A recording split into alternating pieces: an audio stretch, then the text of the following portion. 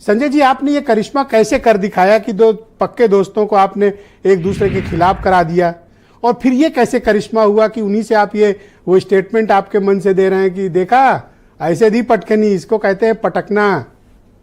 कैसे मतलब ये कर लेते हैं आप? ब्रजेश भाई, आज पैनल पर दो ब्रजेश जी बैठे हुए हैं जो राजनीति के गहरे जानकार हैं। ये नई दोस्ती कैसी है? याद कीजिए, 9 फरवरी 1967 चरण सिंह जी कांग्रेस छोड़ते हैं और उत्तर प्रदेश में पहली बार गैर कांग्रेसी सरकार जनसंघ के समर्थन से बनती है। चरण सिंह मुख्यमंत्री बनते हैं और जनसंघ उनको समर्थन देता है, पहली बार। और आप कह रहे हैं ये नई दोस्ती है?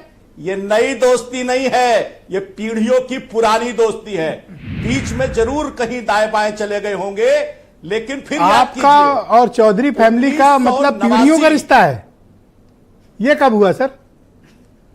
ब्रजेश भाई सुनिए सुनिए सुनिए, मैंने कहा ना 1967 आपको याद नहीं है क्या? चरण सिंह मुख्यमंत्री बने थे, किसने समर्थन दिया था आप बताइए? नहीं सर, अब इतनी पुरानी हिस्ट्री तो आप ही बताओगे। हिस्ट्री लेके आप बैठे हो, इस समय मुझे पता नहीं था आप 67 का इतिहास पूछोगे। हाँ ब्रजेश भाई, मैंने कहा ना दूसरे ब्रजेश भाई भी बैठे हैं। हाँ, अभी उनकी बारी है देश में और वो होके आए हैं उस इलाके से सरकार। हाँ, बिल्कुल चरण सिंह जी के नेतृत्व में जनसंघ के समर्थन से उत्तर प्रदेश में पहली बार गैर कांग्रेसी सरकार बनती है। चरण सिंह जी मुख्यमंत्री बनते हैं। और दूसरी बात देखिए, मैं जिसको कह रहा हूं कि जो वास्तव में ये पलटी है, वास्तव में ये पटकनी है, वो क्यों है? एक और आप डेट जरा याद कीजिए। 1989 देश में चुनाव होते हैं, वीपी सिंह बनते हैं प्रधानमंत्री और उत्तर प्रदेश में जनता दल के विधानमंडल दल का चुनाव होता है। अजीत सिंह और मुलायम सिंह यादव दोनों उसके विधानमंडल दल के नेता का चुनाव करते हैं, चुनाव के लिए खड़े होते हैं। क्या होता है उत्तर प्रदेश की राजनीति में? अजीत सिंह जी को ज्यादा मतों का प्रतिशत होने के बावजूद भी वहां दंगा लगभग जैसी स्थिति हो गई, बाहरी लोगों को बुला लिया गया और अजीत सिंह जी को बहुमत होने के बावजूद भी मुलायम सिंह जी। सर, मैं बस एक घटना का आपको जिक्र याद दिलाना चाहता हूं सर। आप वो पार्टी हैं जिसने अजीत सिंह को बागपत जीतने नहीं दिया। जयंत जी, उन्हीं अजीत सिंह को आपने मुजफ्फरनगर जीतने नहीं दिया सर। और आज आपको कितनी चिंता हो रही है अजीत सिंह की। मुझे बड़ा इमोशनल हो गया सर आपकी बात सुन के। जब अरे ब्रजेश भाई, हाँ आप इमोशनल होइए।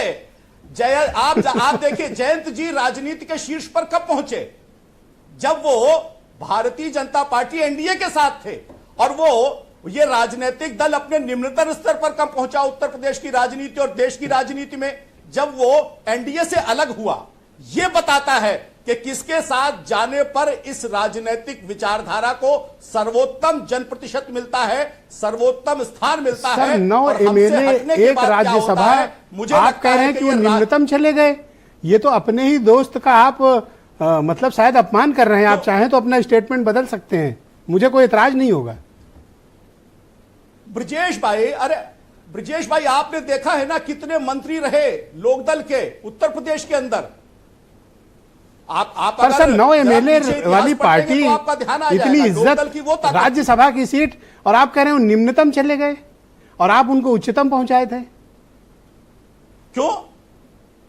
बिल्कुल हमारे साथ आएंगे, बढ़ेंगे और वहां जाएंगे तो घटेंगे। ये राजनीति का, और मुझको लगता है इतिहास की विवेचना करेंगे तो ध्यान में आएगा, वो हमारे स्वाभाविक साझेदार थे।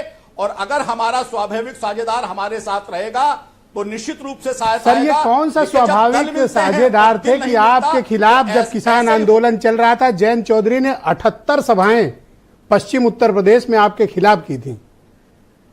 78 सभाएं, और किसान आंदोलन को इतना बड़ा विकराल रूप दे दिया था कि आपको फार्मलाज वापस लेने पड़े थे। वही जयंत चौधरी हैं सर।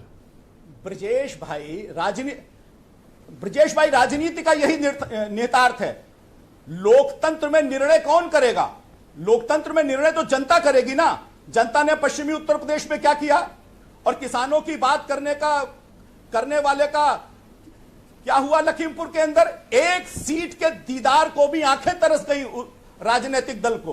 तो ये जनता वास्तव में निर्णय करती है और जनता ने इसका मतलब कि आप ये स्वीकार कर रहे हैं कि पश्चिम उत्तर प्रदेश में जयंत चौधरी बड़ी राजनीतिक ताकत हैं और बड़ा जन समर्थन है उनके साथ। मैं आपकी बात स्वीकार करता हूं। नहीं, आप उसे किसी भी एंगल से देखिए, लेकिन अगर चरण सिंह जी के साथ हमारे इतने लंबे संबंध न होते तो स्वतंत्रता के 75 साल से ज्यादा बीत गए। भारत रत्न देने की किसी को याद आई कि नहीं आई? नहीं आई। यह बताता है कि संबंध किस प्रकार के होते हैं।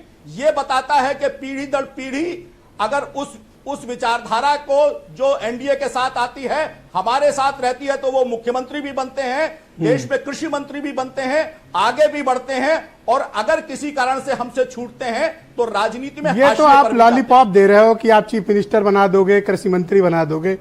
ये तो आप लुभावने प्रस्ताव पेश कर रहे हो, ऐसा मुझे लग रहा है। नहीं ब्रजेश भाई, ये प्रस्ताव क्या, ये तो उदाहरण है। मैंने कहा चरण सिंह जी कब मुख्यमंत्री बने, आप इसको अस्वीकार करें तो कर सकते हैं। नहीं, मैं कैसे करूंगा? मैं तो अप्रिशिएट कर रहा हूं कि आखिर एक चौधरी परिवार के चिराग को आप इतना आगे बढ़ा रहे हैं। ये तो अप्रिशिएट करने की बात होगी। नहीं, हम चिराग को ही नहीं, हम उसके आधारभूत व्यक्तित्व चरण सिंह जी को भी आगे बढ़ा रहे हैं, भारत रत्न दे रहे हैं। लोग क्यों भूल गए थे? राजनीति में क्यों पिसार दिए गए थे? क्यों? क्योंकि कांग्रेस छोड़कर चले आए थे। तो मुझे लगता है ये कोई 1, 2 दिन, 4 दिन और 5 दिन का नहीं, पीढ़ियों का रिश्ता है। की मैंने आपको बात बताई है। और बड़ी अच्छी बात आपने कही सर। मैं मनीष सिंधवी को आमंत्रित